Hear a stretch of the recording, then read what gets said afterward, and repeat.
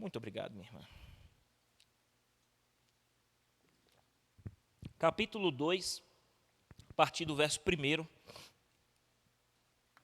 até o verso 13.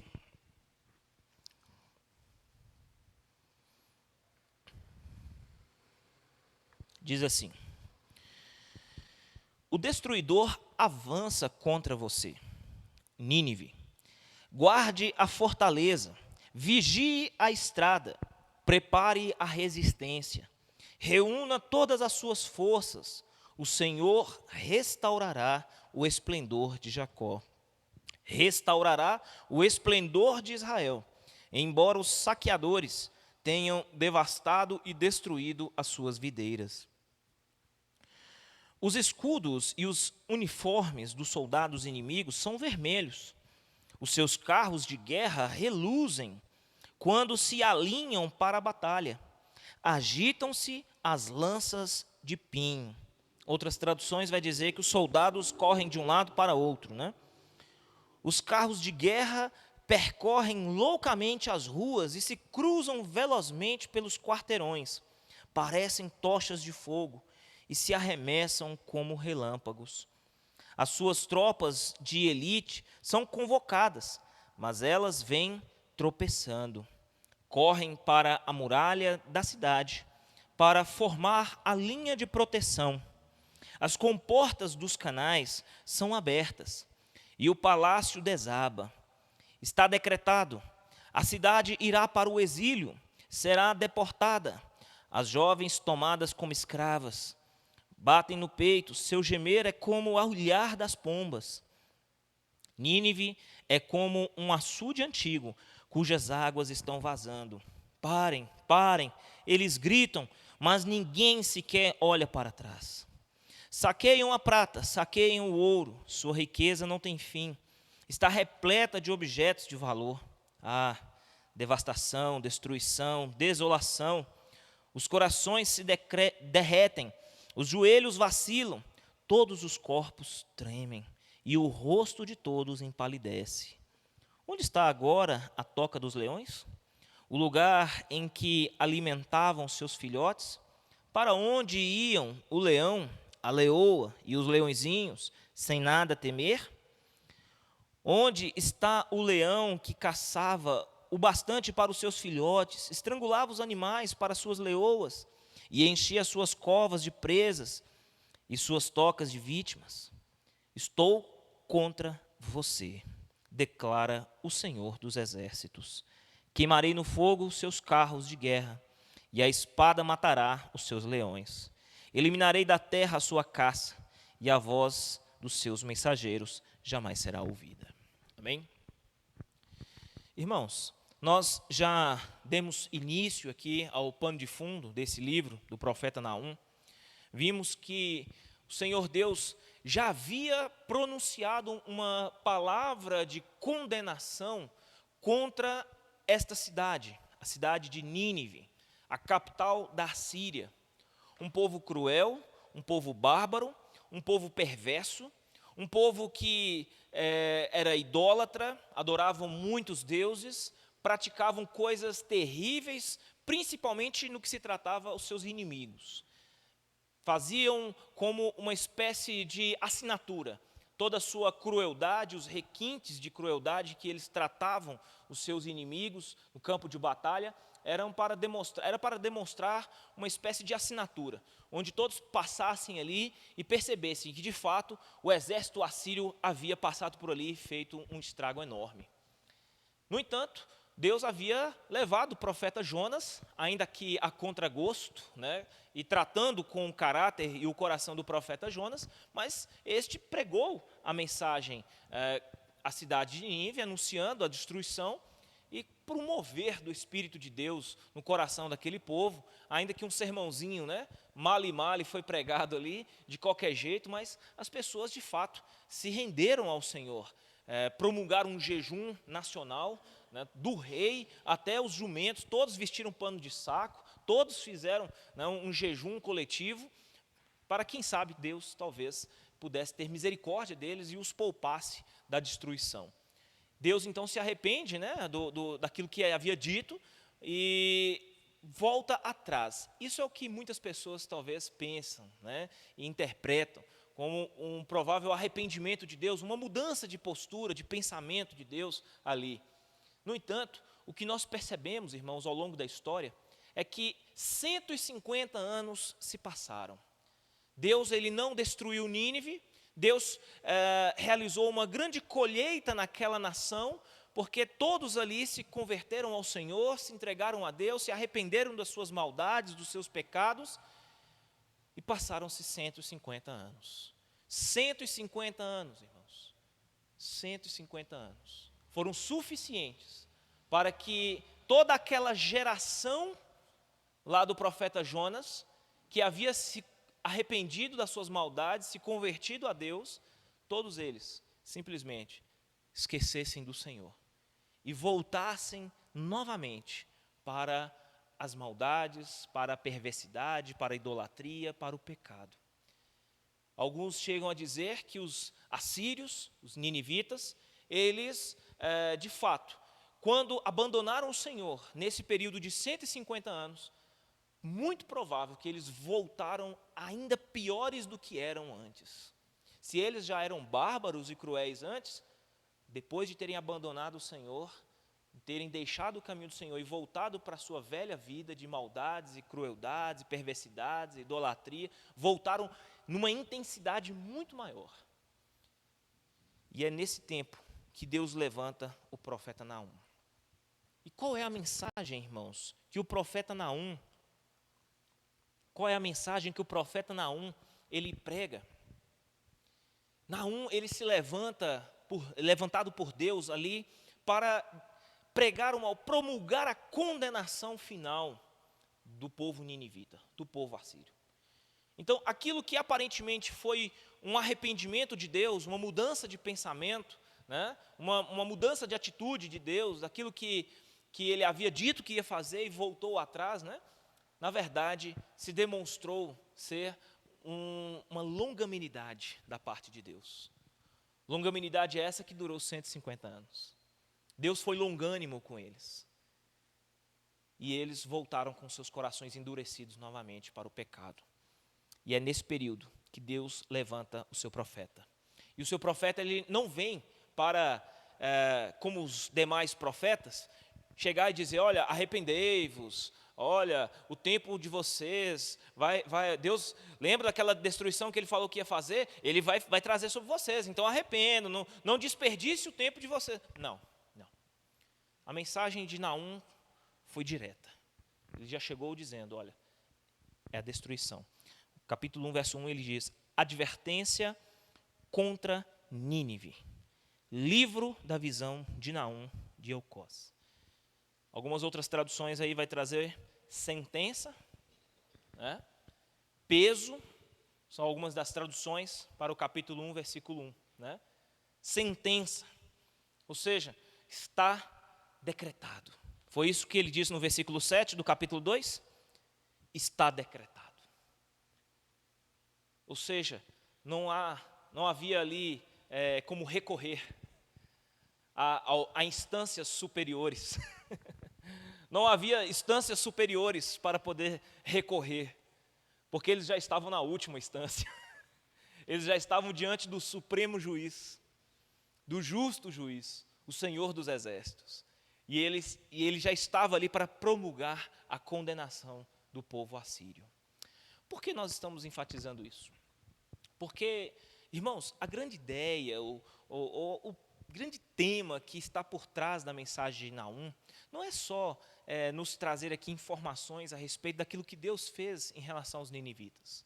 Talvez você, tomando conhecimento na história de quem de fato eram os assírios, de quão cruéis, bárbaros eles eram, quão maus eles eram, você possa dizer assim, olha, mas esse povo teve o que merecia. Né? Eles de fato pagaram pela vida que escolheram viver. Né? Mas não é só isso, é mais do que isso. A mensagem do profeta Naum traz para nós a visão de um Deus soberano, de um Deus que é maior, que é mais poderoso que qualquer exército do mundo. Não existe nenhum império, nenhuma nação, nenhum ditador, nada nesse mundo, nenhum rei, nenhum presidente, nada e ninguém, ele pode ser maior ou mais poderoso, ou exercer maior autoridade do que o nosso Deus. O nosso Deus, ele é o soberano Deus, o Criador dos céus e da terra. É aquele que governa o universo assentado no alto e sublime trono. É Ele quem determina todas as coisas e subjuga todas as coisas.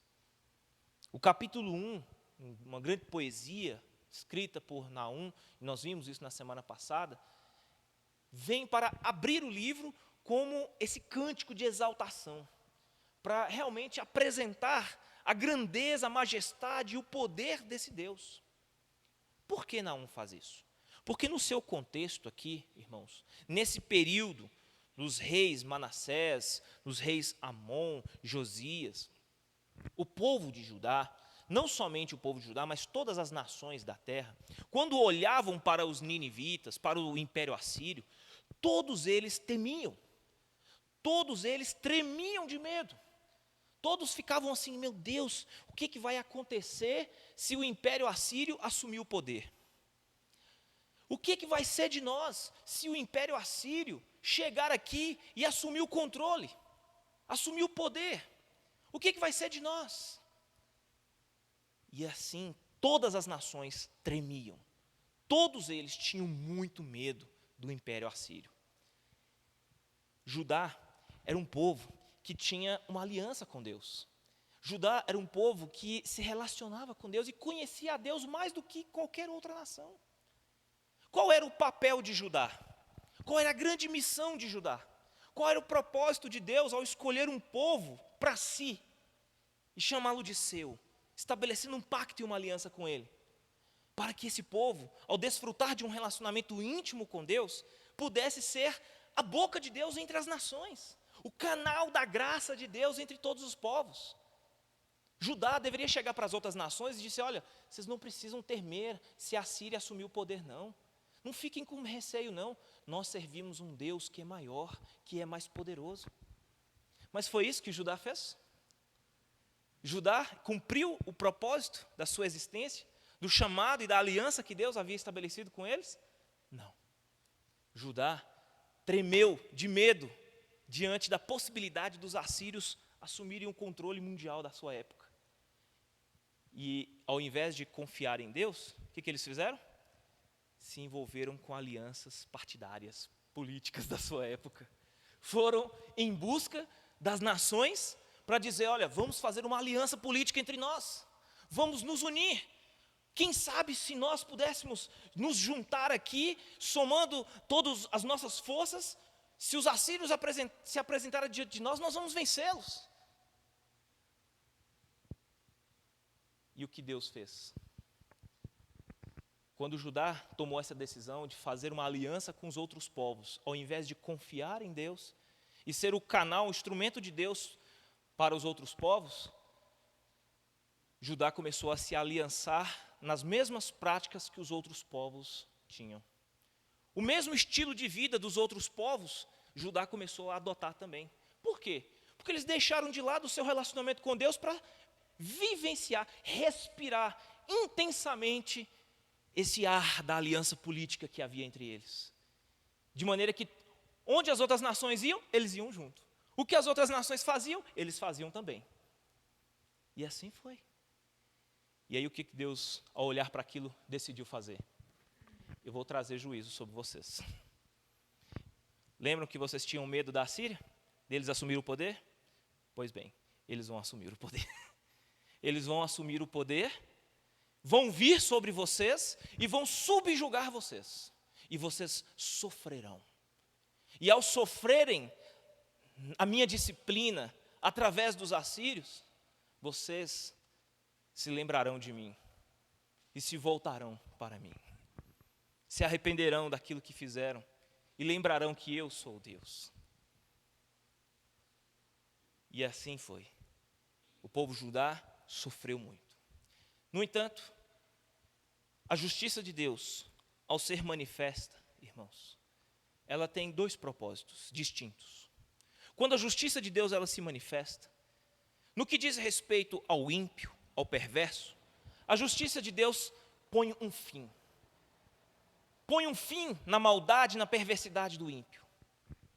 Mas no que diz respeito ao justo, concede a ele a oportunidade de se arrepender, de reconhecer os seus erros e voltar para Deus. O Senhor já havia dito que iria destruir os ninivitas. Já era do conhecimento do povo de Deus aquilo que Deus havia dito que ia fazer em relação aos assírios. Ou seja, a palavra de Deus já havia sido ministrada, mas eles não confiaram na palavra de Deus e nem descansaram no Senhor. Deixaram de lado o Senhor Deus e sua aliança para se envolver com alianças políticas. Deus então manifestou agora o seu poder, o seu juízo. Uma vez que Judá reconhece os seus erros e volta-se para o Senhor Deus, chegou o momento de Deus agora botar um fim na perversidade do ímpio. E é exatamente isso que ele faz. Veja só, verso 1 e verso 2 do capítulo 2.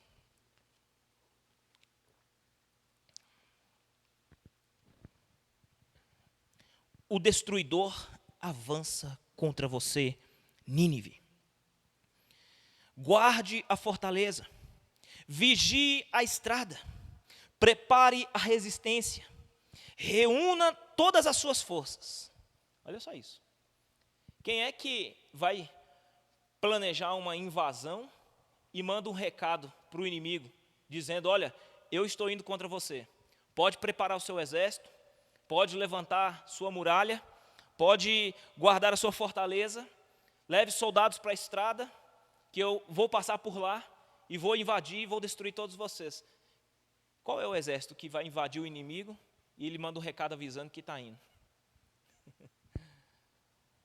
Aqui há uma ironia, né, no texto, dizendo, olha, se você possui um exército poderoso, se você tem fortalezas, se você tem um armamento bélico, né, você tem forças aí guardadas para usá-la no campo de batalha, então pode começar a colocá-las em posição.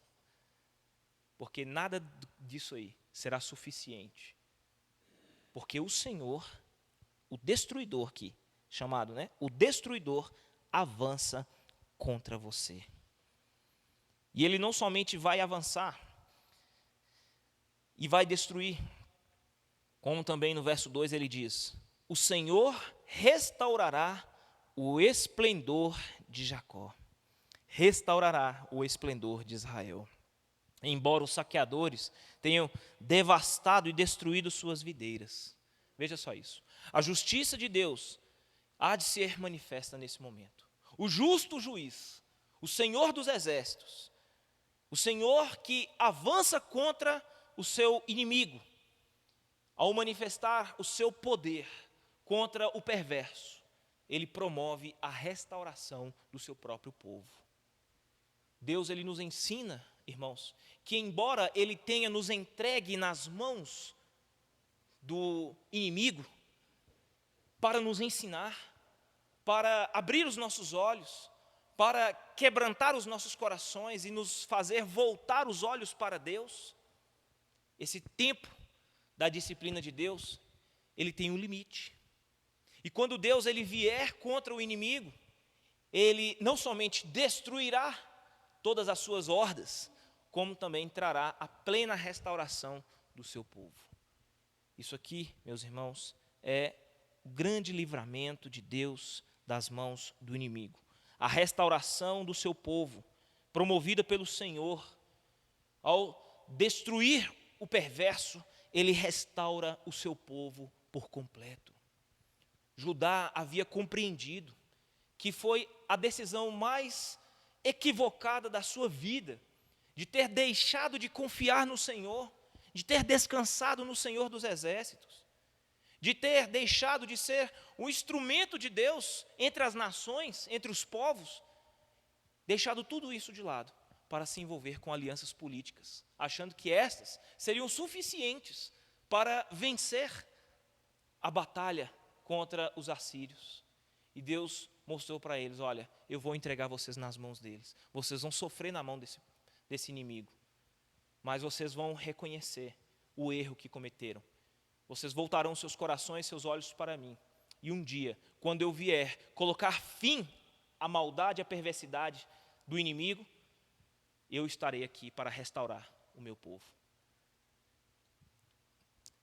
Irmãos, já faz 1 ano e 3 meses, 1 ano e 4 meses que nós começamos a fazer a exposição desses profetas. E eu confesso, como eu disse na semana passada, eu não calculei para que a gente pudesse chegar em Naum exatamente nesse momento que a gente está vivendo. Eu não calculei. Talvez se eu tivesse calculado não teria dado certo, né? Porque infelizmente, irmãos, foi exatamente isso que nós vimos no nosso tempo. Pessoas que respiraram e viveram intensamente a política. O comprometimento partidário da igreja.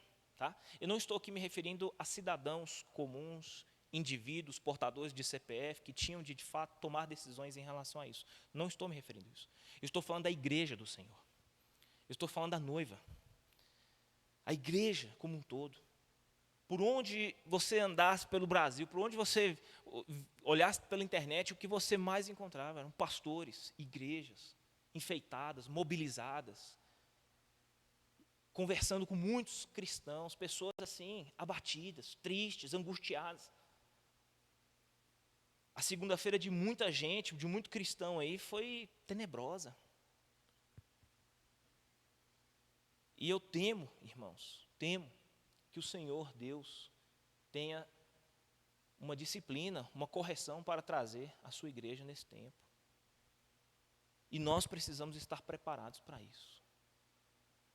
Talvez haja muitos corações endurecidos, incrédulos ainda. Talvez muitos ainda resistam, dizendo: esse pastor está doido de falar um negócio desse. Sim, irmãos, Deus pode trazer juízo sobre a sua igreja. Na verdade, o juízo de Deus ele começa pela casa dele. Ele há de purificar o seu povo. E se houver alguma marca, alguma mancha no coração de qualquer um dos seus, que de alguma maneira tenha levado ele a deixar de confiar em Deus para se envolver com alianças políticas. É muito interessante, porque depois do resultado final, né, do segundo turno, muitos cristãos chegaram para mim e falaram assim: pastor, agora é confiar em Deus, né? Depois, eu estou falando isso, irmãos, Deus está no controle. Aí segunda-feira chega o irmão falando: pastor, Deus está no controle agora, né? Não é agora não, irmão, desde sempre, desde a eternidade ele já estava no controle. Não é agora não. Não, agora é entregar para Deus, pastor. Antes tarde do que nunca, né? Mas pelo menos. Agora, pensa bem, irmãos. Agora, responda para mim uma coisa. Como é que nós vamos pregar o evangelho para inúmeras pessoas que não concordam politicamente conosco ou que são do outro lado, vamos dizer assim? Eu vou pregar o evangelho e a pessoa fala: você está me falando de Jesus? Ué, mas eu vi você com a camisa do Bolsonaro lá, ué. Que Jesus é esse que você está me pregando? O Jesus que eu conheço, ele não propaga o ódio, porque essa é a interpretação que eles dão, é a visão que eles têm. Eu não estou dizendo que está certa, mas eles vão dizer: olha, mas você está querendo me falar de Jesus, mas você vota em Bolsonaro, você propagou, eu vi o adesivo no seu carro, eu vi onde você andando para tudo quanto é lado aí falando, postando. E aí você vai me falar de Jesus agora? Mas que Jesus é esse que você está pregando? O Jesus que manda matar, o Jesus que xinga palavrão, o Jesus que faz isso, que x aquilo outro, né? Aí você vai falar o quê, irmãos? Sim. Entendeu? Então, irmãos, a igreja está marcada, a igreja está manchada. Entendeu?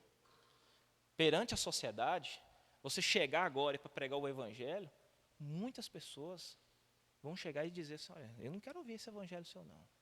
Principalmente se ele souber qual é o seu posicionamento político, né?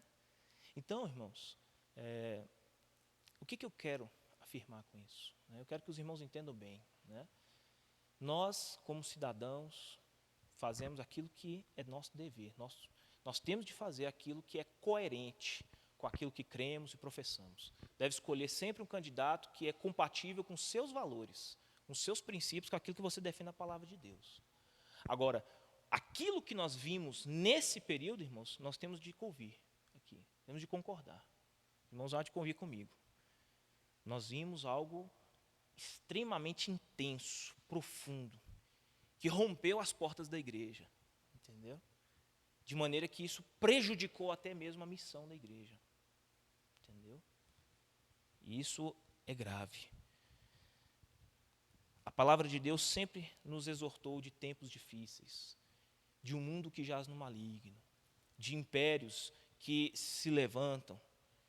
Naum se apresenta diante de nós, colocando a imagem clara, nítida, cristalina, de um Deus todo-poderoso e soberano, onde não exista nenhum tipo de império ou exército ou poder que se compare ao dele. Capítulo 1, versículo 3, a parte B diz: o Senhor não deixará impune o culpado. Capítulo 1, versículo 12 diz: assim diz o Senhor, apesar de serem fortes e numerosos, serão ceifados e destruídos. Então, ainda que haja nesse mundo poderes que estão além das nossas forças, que de alguma forma traga para nós algum tipo de preocupação ou receio, nós devemos sempre nos lembrar de que nós servimos um Deus que está acima de todos os poderes da terra. E que não há poderes nessa terra que sejam maiores do que os deles. Né? Como é que o capítulo 2 termina no verso 3? Ele diz: estou contra você. É assim que Deus está dizendo a Nínive. Estou contra você. Se Deus é por nós, quem será contra nós? E se Deus é contra alguém, quem poderá salvar essa pessoa? Quem é que pode ir por ela? Então, irmãos, esse é o nosso Deus. O Deus que avança contra o perverso e que concede misericórdia ao seu povo e há de restaurar o seu povo. Se Deus, irmãos, nesse período, vier a trazer a sua disciplina sobre a sua igreja, os irmãos devem, com corações humildes, dizer: Senhor, tem misericórdia da minha vida, me perdoe naquilo que eu falhei, transforma, regenera e faz de mim um vaso novo, um vaso que seja agora útil para o teu louvor e para a tua glória. E ao final da disciplina de Deus, tenha esperança de que Deus, Ele há de restaurar o seu povo. Porque no último dia, o Senhor Jesus virá buscar uma noiva, e Ele prometeu que vai vir buscar essa noiva. A grande questão é, estaremos juntos, fazendo parte disso, ou não? Então devemos aproveitar o tempo da purificação, o tempo da restauração, para que nós, novamente, voltemos os nossos corações 100%, de corpo e alma, para que a gente não enverede por caminhos como Judá, que deixou de confiar no Senhor, de se relacionar com Deus, deixou a aliança de lado para se envolver com alianças políticas, achando que era o melhor caminho. Prosseguindo, dos versos 3 a 6, o texto vai nos dizer assim: os escudos e os uniformes dos soldados inimigos são vermelhos. Os seus carros de guerra reluzem quando se alinham para a batalha. Agitam-se as lanças de pinho. Os carros de guerra percorrem loucamente as ruas e se cruzam velozmente pelos quarteirões. Parecem tochas de fogo e se arremessam como relâmpagos. As suas tropas de elite são convocadas, mas elas vêm tropeçando, correm para a muralha da cidade para formar a linha de proteção. As comportas dos canais são abertas e o palácio desaba. Irmãos, esse texto aqui, essa parte, né, da sessão, verso 3 a 6, ela fala a respeito dos esforços inúteis, né, do império assírio, dos ninivitas, contra o Senhor. O Senhor Deus já havia avisado antes, né? Lá no verso 1 e 2, o verso 1 ele diz, né? O destruidor avança contra você, Nínive, guarde a fortaleza, vigie a estrada, prepare a resistência. Né? Deus já havia avisado eles que ele viria, mas parece que isso não trouxe muita fé no coração deles, eles não acreditaram muito. Por quê? O verso 5 diz, as suas tropas de elite são convocadas e elas vêm tropeçando. Imagine o desespero, aquela correria, né? Olha, vem um inimigo, vem um destruidor, um exército está marchando contra nós. Quem é esse exército? Deus, na história, usou o Império Babilônico, Nabucodonosor, para assumir. Aqui, na verdade, era o pai de Nabucodonosor ainda, era Nabopolassar chamado. Né? Ele assumiu o controle, né, do império nessa época, lutando contra os assírios. E os assírios foram completamente destruídos na história. Eles foram completamente varridos da história. O próprio Deus já havia decretado na sentença de que o povo assírio não teria mais descendentes. Depois da invasão dos babilônios, os assírios foram completamente exterminados, de maneira que depois disso, nunca mais nem se ouviu falar a respeito de assírio ou ninivita. Né? Só para os irmãos terem ideia, hoje em dia nós temos arqueólogos, estudiosos, né, pessoas que trabalham com geografia bíblica. Essas pessoas, todas elas já descobriram através de escavações arqueológicas onde seria o provável lugar, os jardins da Babilônia, onde seria o Egito Antigo, né? Até mesmo a cidade, o Vale do Indo, né? que é de mais de 3.000 anos, já foi encontrado, descoberto através de escavações, uma cidade inteira foi descoberta subterraneamente ali, né? Com estatuetas de terracota, onde eles fizeram testes e descobriram que tinham mais de 3.000 anos. Mas a Síria, ninguém sabe.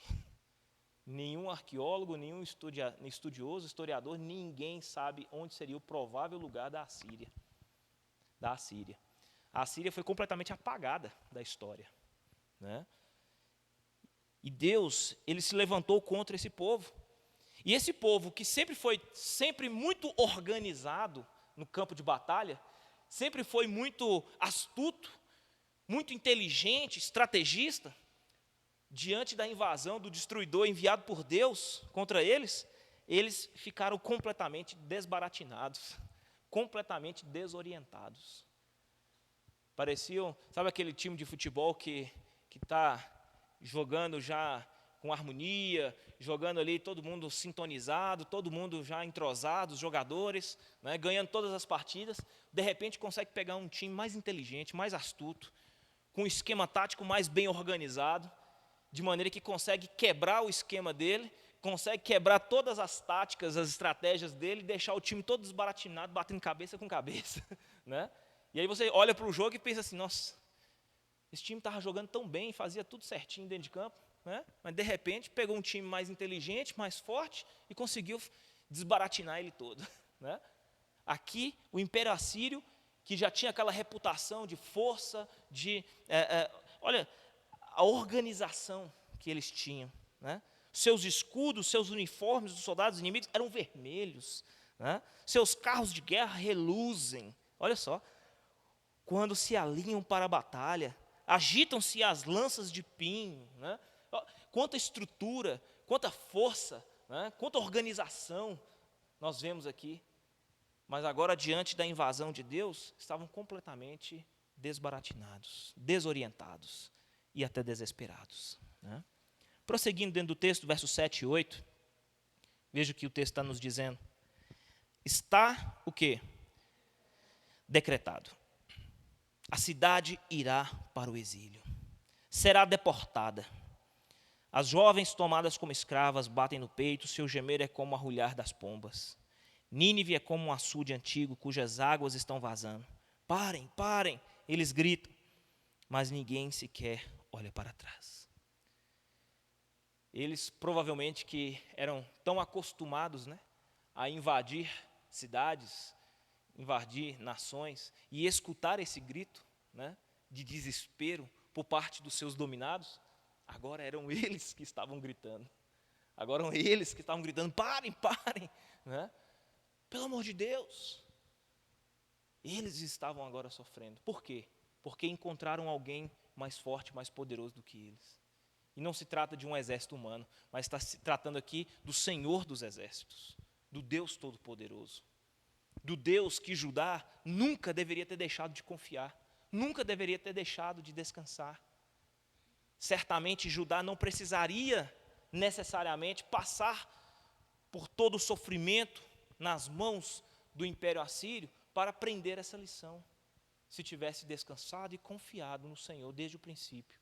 Eles mesmos veriam a potente mão do Senhor botar um fim na existência deste povo bárbaro e cruel. E o texto, verso 7 diz: está decretado. Alguém que diz essas palavras, né, está decretado, é alguém que possua uma autoridade superior, maior. Até então, o império mais forte e poderoso que existia na época era o Império Assírio, onde todas as nações da face da terra tremiam diante do seu poder. Mas surgiu alguém cuja autoridade estava acima da deles para bater o martelo e dizer: está decretado. O fim de vocês chegou. Vocês serão levados para o exílio, vocês serão deportados. Vocês entrarão em desespero profundo, mas não adiantará de nada. Quem pode contra os decretos de Deus? Essa é a grande pergunta, né? Deus disse: está decretado. Quem pode contra os decretos de Deus? Será que a soberania de Deus tem limite? Pergunta que eu fiz lá atrás, no início, no panorama que a gente fez. Quem pode contra os decretos de Deus, irmãos? Se Deus decretou, quem é que vai dizer o contrário? Quem é que vai fazer o contrário? Ou quem é que vai desfazer aquilo que Deus fez? Se Deus fez determinada coisa, quem é que vai lá e desfaz aquilo que Deus fez? Se Deus determinou que certa situação aconteça na história, quem é que vai contra isso? E aí? Isso deve nos trazer uma reflexão profunda, né? Sobre nossa existência, sobre quem somos, sobre a nossa dependência de Deus, sobre a nossa confiança de quem Ele é. Se Deus decretou, quem é que vai contra ele, os decretos de Deus? Né? E para fechar, versos 9 a 13. Saqueiem a prata, saqueiem o ouro, sua riqueza não tem fim, está repleta de objetos de valor. Aquelas pessoas que são extremamente ricas, né? Extremamente prósperas, poderosas financeiramente, e acham que isso poderá livrá-los de alguma coisa, né? Aquelas pessoas dizem: oh, eu tenho muito dinheiro, se a crise vier, se o inimigo bater à minha porta, eu tenho como comprá-lo. Não adiantará de nada. Quando o decreto de Deus for batido, quando o inimigo enviado por Deus, o destruidor, chegar, a disciplina, a justiça, o juízo de Deus vier, nenhum dinheiro na face da terra será suficiente para poder comprar o seu livramento. Veja só o verso 10. Parece uma linguagem do D, né? Devastação, destruição, desolação. Os corações se derretem, os joelhos vacilam, todos os corpos tremem e o rosto de todos empalidece. Dá para imaginar uma cena dessa? Dá para você vislumbrar a pessoa? O coração se derretendo, o corpo tremendo e o rosto empalidece. Dá para imaginar essa pessoa? Perdeu completamente o chão, toda a sua segurança. Onde ele podia se segurar, ele não consegue mais. Ele não tem mais aonde se apegar. Perdeu tudo o que tinha, todos os seus recursos, toda a sua força, todo o seu poder. Está completamente nu, fraco. abatido, sem para onde ir, né? Diante do juízo de Deus. E aí vem uma ilustração usada por Naum aqui no texto. Onde está agora a toca dos leões? O lugar em que alimentavam seus filhotes? Para onde iam o leão, a leoa e os leões, sem nada temer? Onde está o leão que caçava o bastante para os seus filhotes, estrangulava animais para as suas leoas, e enchia suas covas de presas e as suas tocas de vítimas? A ilustração usada aqui sobre os assírios. Olha, onde está? Aqui não é o seu refúgio, aqui não é a fortaleza de vocês, não é o lugar onde vocês saíam para caçar, destruíam outros povos, estrangulavam todos, extraíam deles toda a sua riqueza, toda a sua prosperidade, roubava tudo isso deles e trazia para a toca de vocês, para abastecer a toca de vocês. Não é o lugar, a torre segura, o lugar de refúgio de vocês? Não é aqui onde vocês se deliciam, se deleitam com tudo aquilo que é fruto do roubo, da corrupção, da maldade, da perversidade de vocês? E agora? E aí o texto, verso 13 diz: estou contra você. Está entre aspas aí na sua Bíblia, né? Estou contra você, declara o Senhor dos Exércitos. Se Deus é contra alguém, quem poderá salvar? Nem Chapolin Colorado, né? Ninguém pode se levantar contra alguém que Deus está indo contra. Ou ninguém pode se levantar a favor de alguém que Deus está indo contra. Ninguém. Quem pode ir contra o Senhor Deus?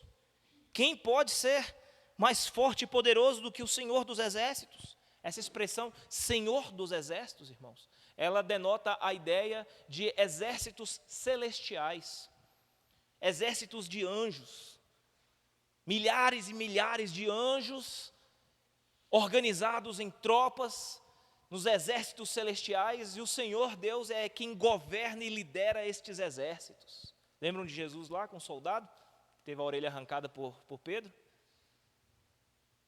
Ele comanda legiões, exércitos. Ele é o Senhor dos exércitos.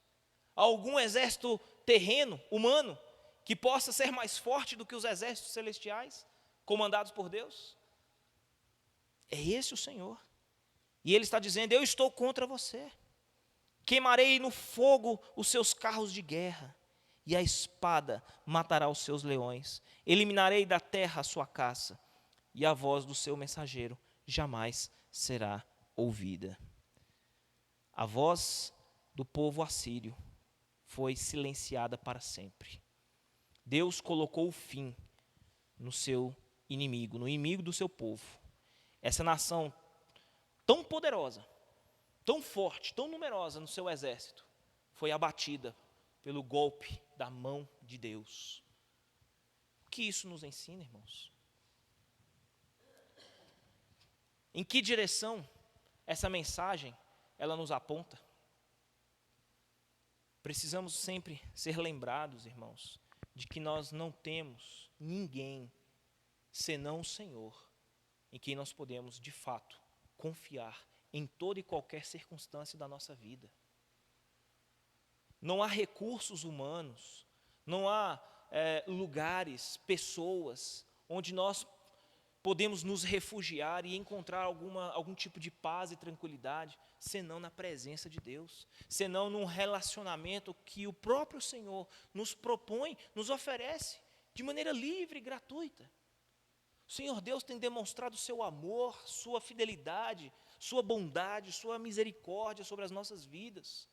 E muitos têm desviado os seus olhos do Senhor para voltar os seus olhos para as circunstâncias. São tomados pelo desespero e são levados a tomar atitudes humanas que não serão suficientes para livrá-los no dia oportuno. Como no Salmo 103, Salmo 101, 121, perdão, Eleva os meus olhos para os montes, de onde virá o meu socorro? O meu socorro vem do Senhor, que fez os céus e a terra. Esse salmo que é o salmo de peregrinação, né? O segundo salmo de peregrinação. O povo judeu, de toda parte, ia até Jerusalém para cultuar o Senhor nas festas, as 3 festas que tinham anuais. E o povo caminhava, Jerusalém ficava numa parte mais alta da montanha, e eles caminhavam por vales durante quilômetros, vales extremamente perigosos, onde assaltantes poderiam estar escondidos na parte de cima da montanha, prontos para poder atacá-los ali. E no meio da jornada eles cantavam ao Senhor, dizendo: Senhor, eu elevo os meus olhos para os montes, diante desse perigo que eu estou correndo, diante das fortes ameaças que me rondam, em quem eu posso confiar? Em quem eu posso recorrer? Como o Salmo 46 diz, o Senhor é o meu refúgio, a minha fortaleza, o socorro bem presente na angústia, no tempo da necessidade, como em outras traduções dizem. Irmãos, que nós jamais nos esqueçamos de que servimos não qualquer um Deus qualquer. Nós não servimos um Deus de D minúsculo, um Deus que tem um poder limitado, capaz de nos abençoar em apenas algumas áreas, setores da nossa vida. Ou um Deus que está interessado em responder orações, apenas orações pequenas. Irmãos, nós servimos a um Deus que antes de ser servos, Ele nos acolheu como filhos adotivos, né? Esse Deus, no qual nós chamamos de Pai, né? Jesus nos ensinou isso na oração do Pai Nosso, não é? Podemos chamar Deus de Pai. Esse Deus que nós chamamos de Pai, Ele é o Deus Todo-Poderoso, é o Deus que criou os céus e a terra, criou todo o universo, e Ele reina, Ele governa, Ele é o Rei dos reis, o Senhor dos senhores. Ninguém é comparado ou comparável ao nosso Senhor, o nosso Deus. Ele é soberano. Que nós nos lembremos disso e jamais nos afastemos dessa direção. Amém? Vamos orar e vamos agradecer a Deus pelo privilégio que Ele nos concede de ouvir a sua palavra, de sermos lembrados disso. Pedir, irmão Gabriel, esteja fazendo essa oração.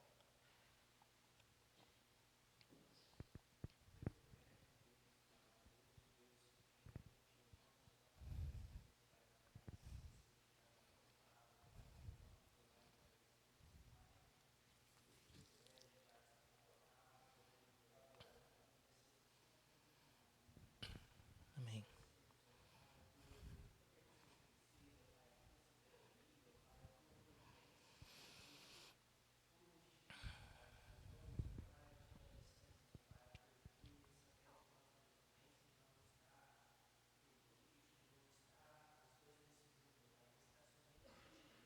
Amém.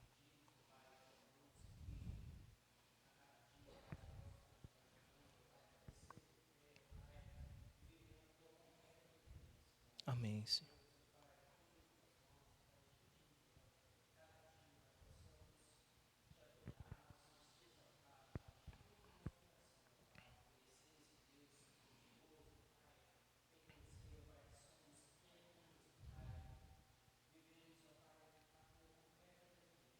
Amém, Senhor.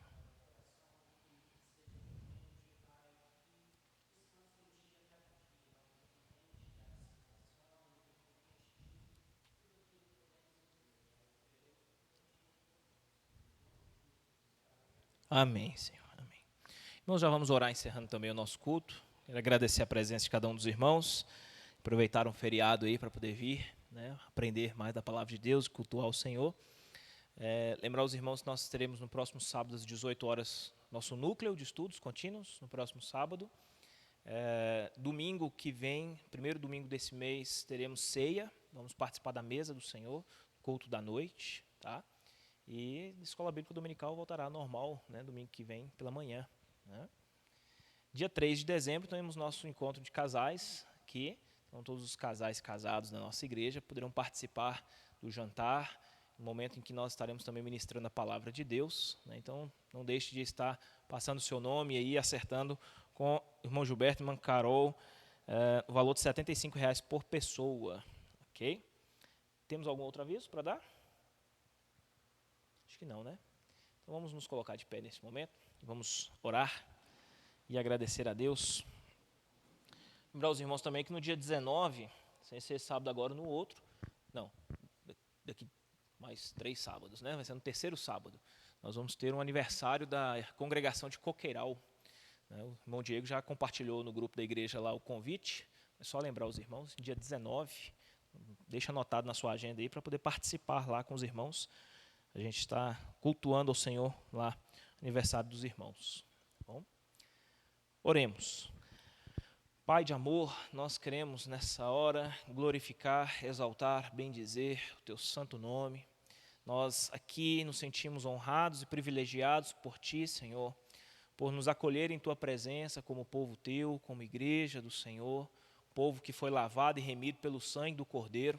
Nós estamos aqui na tua presença, prestando ao Senhor este culto. Nós aqui derramamos os nossos corações, as nossas vidas na tua presença, Senhor, apresentando nossos motivos de gratidão, nossos clamores, súplicas, ó Deus, nossos pedidos. Nós também louvamos e adoramos o teu nome, ó Pai. Nós usamos a nossa voz para entoar cânticos de louvor ao Senhor, porque somente o Senhor é digno de receber toda a nossa adoração. Obrigado também, ó Deus, pela tua boa palavra que nos alimenta, que nos dirige, que nos instrui. Ó Deus, que fala profundamente aos nossos corações e como nós necessitamos nesses dias de ouvir a sua voz. Ó Pai, que o Senhor possa mesmo limpar os nossos ouvidos, ó Deus, voltar a nossa atenção, atrair os nossos corações à tua direção, Senhor, na tua direção, para que nós possamos estar atentos àquilo que o Senhor quer nos dizer. Ó Pai, tem misericórdia das nossas vidas, perdoa as nossas falhas e que nós possamos viver a nossa vida sempre no centro da tua vontade e, sobretudo, para o louvor da sua glória. Em nome de Jesus Cristo, ó Deus. Abençoa o teu povo agora no retorno para casa, que o Senhor nos leve em segurança, ó Deus, nos proteja, nos guarde, nos dê uma boa noite de sono, de descanso com a nossa família. Ó Deus, que o Senhor nos dê um restante de semana abençoado, que o Senhor guarde e proteja a vida de cada um dos irmãos. Nós colocamos, ó Deus, a vida do Miller, que vai fazer uma viagem, ó Deus, essa semana, que o Senhor esteja guardando a vida dele também na estrada, proteja a vida dele, Senhor, em nome de Jesus Cristo, esteja com a sua família também, derramando graça sobre eles. Abençoa a vida de cada um dos irmãos aqui, aqueles que estão enfermos, aqueles que estão, ó Deus, padecendo dor, sofrimento, aqueles que estão abatidos, cansados, meu Deus, que a tua boa mão seja sobre a vida de cada um deles, que teu Santo Espírito, ó Deus, possa trazer consolo, renovação e que em nome do Senhor Jesus Cristo, ó Pai, derrama sobre nós a tua graça. Em nome de Jesus nós oramos. Que o Senhor Deus nos abençoe, que o Senhor nos guarde, que o Senhor faça resplandecer o teu bondoso rosto sobre cada um de nós, que o Senhor tenha misericórdia das nossas vidas, que sobre cada um dos meus irmãos que aqui estão, dos nossos irmãos do Córrego do Ouro, de Coqueiral, e sobre a igreja do Senhor espalhada em toda a face da terra, o Senhor levante o seu rosto e nos dê a tua paz, em nome de Jesus. Amém e amém. Que Deus abençoe a todos, em oração silenciosa estaremos nos despedindo, todos tenham uma ótima noite na presença do Senhor.